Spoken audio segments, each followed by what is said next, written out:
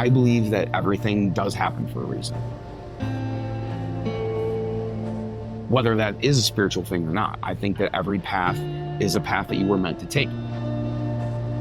Because if it wasn't the path you were meant to take, it wouldn't happen that way. It would have happened a different way. From Detroit, Michigan, weighing in at 190 pounds, the Spyder! Shut up!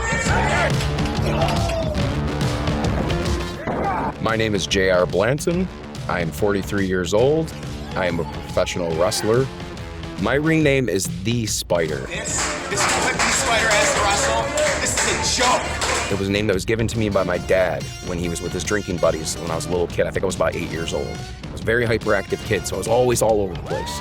And my dad one time saw me and he said, "Go in your room." And one of his friends, Joe, said, "Man, that kid's like a spider." And my dad said, "No, that kid is The Spyder." And The Spyder says you're gonna like it or you will get bit!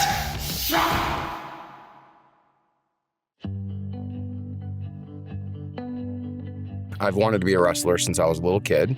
I was born as a nervous baby, so I had a hard time settling down. My parents couldn't figure out what to do with me, so they gave me to my grandfather. He put me on his knee. He turned on an old school wrestling, black and white, and for whatever reason, I stopped crying and just never stopped loving it. I grew up watching guys like Shawn Michaels and Kurt Angle and Stone Cold Steve Austin. Those were the guys that I watched and knew I wanted to be like. And even guys like Midnight Express. Midnight Express is probably one of the best tag teams, if not the best tag team of all time. As a viewer, I love the storytelling. I like to see, the good guy have a struggle, a big struggle, and then get that comeback. And then once they get that comeback and they go into the finish, if it's something that's done right, it can really change your perception on not just wrestling. And that's the whole purpose of telling a great story. It's no different than a book. It's no different than a TV show or a movie. It's what entertains you. And wrestling, I think, is one of the best forms of entertainment. When I first had my taste of wrestling in terms of being a part of it, it was in 2013. Scott Diamond, who's my mentor, he brought me down to Indiana. And at the end of the night, he said, "You're a natural at this. You got to get trained." But again, being married, it wasn't going to happen because my ex-wife hated wrestling and didn't want me to be a part of it. She didn't want to live what she said was a single mother life where I'm always on the road, which in a lot of ways is understandable. But I started feeling like it just wasn't going away. That itch to want to do this kept growing. I've always been told I'm smaller. Being short is one thing, but being thin, it's not by choice. I was diagnosed with colon cancer. And in 2007, they told me, "You're completely clear." Colonoscopy confirmed it, but then they said instead of colitis, I now have ulcerative colitis. I live this life every day in pain, knowing that my main goal is to entertain people. It was really brutal. It's why I still have PTSD, because my marriage was falling apart. There wasn't really much I could do about it because I was making a lot of money, and then when I got sick again, I just couldn't do what I was doing before to make enough money. I had to work 2 jobs. That wasn't good enough. Then I had to work 3 jobs. And at that point, I was barely seeing my kids, and they started to think I really didn't care about them. And it's a sad thing because it was the complete opposite of reality. I can be accused of a lot of things. I'm not a perfect person. The one thing I can never be accused of is ever not caring about my kids, because anybody who knows me truly knows that my kids mean absolutely everything to me. Unfortunately for me, I went to work one day, had it all, and then came home and had nothing.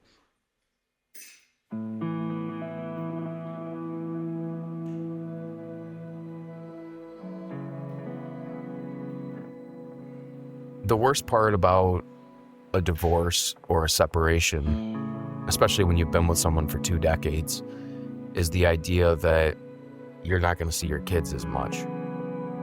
That's a reality that pretty much everybody that goes through a divorce or separation has to face when there's children involved. You lose everything, and then you lose your money, you lose your car, you lose your house, you lose your family. Losing all that at once is enough to make anybody suicidal. I knew that that was it and that everything was done for me. And I didn't know how I was going to get out of all the debt that I knew was going to avalanche on me. I parked my car And I walked over to the bridge and I told God I hate him. And I said, you finally got what you want. I've lived a life of misery and now it's gonna end. And right as I was about to take that step and jump off, my phone rang again, and this time it was a notification. And when I looked at my phone, it was my son. And he said, Dad, I love you. We all love you. I know this is a dark time for you, but please don't give up because we need you. Your daughter needs you, and me and my brothers need you. I can't really explain it. It changed me that day. And all the things that I had, all the dreams in my life I wanted to go after, the one thing I never did was wrestling. I just started looking for a wrestling school. And then fortunately for me, I found House of Truth. This is where everybody takes their first step to make it in the world of professional wrestling. My name is Truth Martini, owner and head trainer of the House of Truth, and here we are. When I see people when they first walk into a wrestling school and when they're done after 12 weeks, they're a changed person. I started going to House of Truth in 2021. I started training in April. I made my pro debut in August on the 6th of 2021. I was 41 years old. I see people that have come here almost like lost in life, and then they find meaning. And because they're doing something that many people don't do in their life, and that is to follow their childhood dream. When I finally found Martin's school, I went in, I sat down, I talked to him, and I said, look, I'm 40 years old. I'm about to be 41. Is it really even worth me doing this? And Martin, to his credit, he always believes in people. He's one of the most positive and wonderful human beings you'll ever meet. And he looked at me and he said, no, it's not too late for you. You can contribute in a lot of ways. Even if you only have 10 years to be in the ring, you still have other things that you could do where you could make an impact and help other people that are coming up and help make new stars. There's a whole lot of things that you could do. You just have to believe that you can do it. And he was right. Whatever I'm asked to do, I go out there and I'm either getting cheered like crazy for being the colorful animated guy with his tongue constantly sticking out, or I'm the guy that comes through the curtain and tells you exactly how much you suck and how much your mother sucks. I like to be the bad guy because I have way more fun with it, and I feel like I get just the reaction I do that I do with a baby face. But as a baby face, I have to admit my favorite part of wrestling is when I'm done with a show and the little kids will follow me around like I'm the Pied Piper.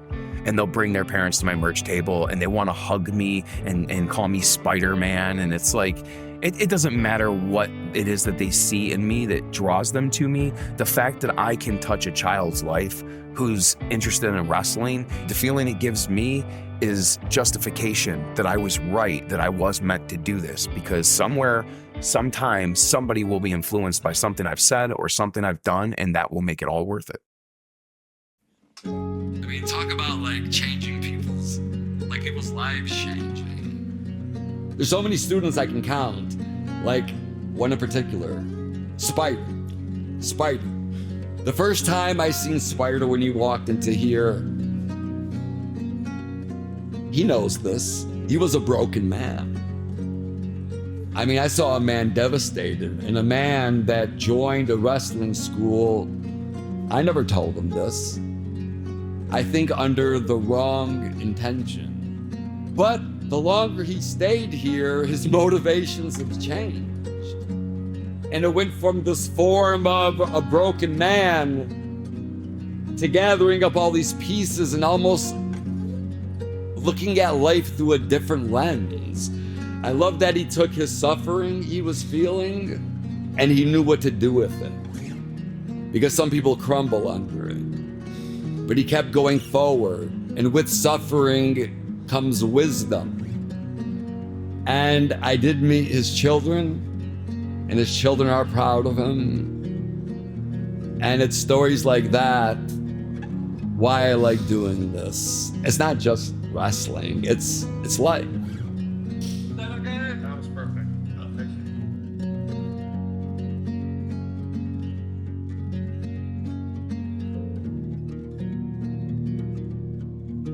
I've always felt like an outcast my whole life.